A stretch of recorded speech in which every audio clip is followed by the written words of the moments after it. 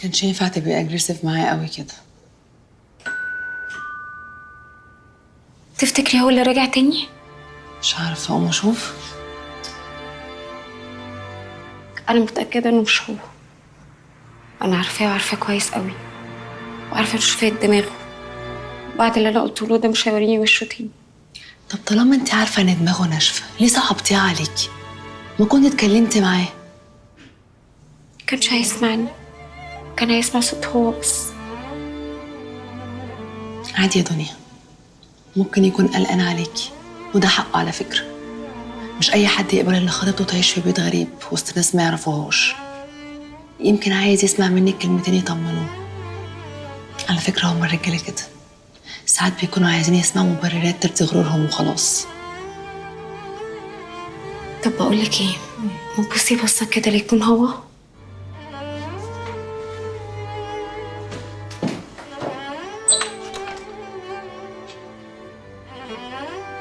مش هو، شكله واحد غريب. مش قلت لك؟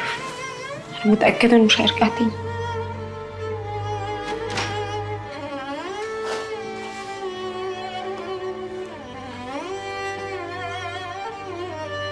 طب اهدي. هو حضرتك تقصد انهي اعلان بالظبط؟ الاعلان اللي حضرتك عملتيه من فتره بخصوص البيت.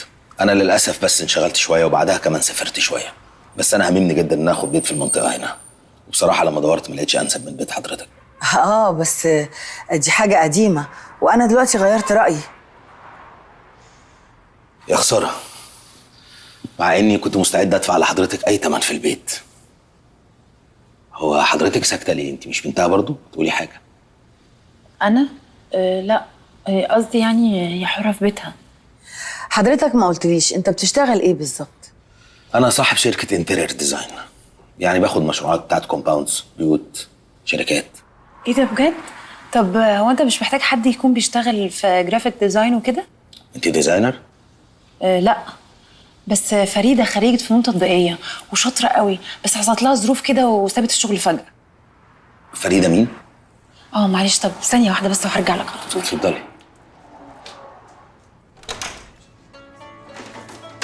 في ايه؟ قومي بسرعة معايا. في ايه؟ جبت لك فرصة تحفة، جايبة لك شغل. الله، فين ومع مين؟ في واحد قاعد بره جاي يشتري البيت، وعرفت ان هو عنده شركة فكلمته عنك. بيت ايه مالك اللي جاي يشتريه؟ البيت ده بس طبعا زوزو مش هتبيع، انا لما عرفت شغلانته فقلت تستنفعي. اشمعنى يعني عايز تاخد بيت في المنطقه هنا؟ هو انا اتولدت هنا في المنطقه وتربيت فيها سنين، بس بعد ما مشيت بقيت عايز ارجع تاني، ونفسي على الاقل يبقى ليا بيت فيها. بقول لك يا شكلي حلو ولا ايه؟ اظبط شويه. هو جاي يخطبك، انجزي يلا. دنيا هنرجع لك. بقول لك يا شكلي حلو، انجزي.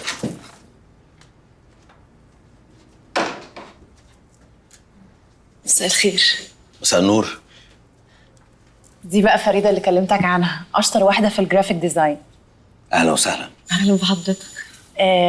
استاذ، معلش هو انت قلت لي اسمك ايه؟ ادهم عز الدين. انت اشتغلت فين قبل كده؟ اشتغلت في شركه جرافيك بس يعني ما حصلش نصيب. طيب، عموما ده الكارت بتاعي، تقدري تشرفينا في الشركه وهتقابلي الاستاذ حازم، هيعمل لك انترفيو وان شاء الله يبقى فيه نصيب. بتتكلم بجد؟ بتكلم بجد. شكرا. ويا ريت كمان لو المدام غيرت رايها وهتبيع، انا تحت امر حضرتك وبالسعر اللي تأمري بيه. اللي فيه الخير يقدمه ربنا.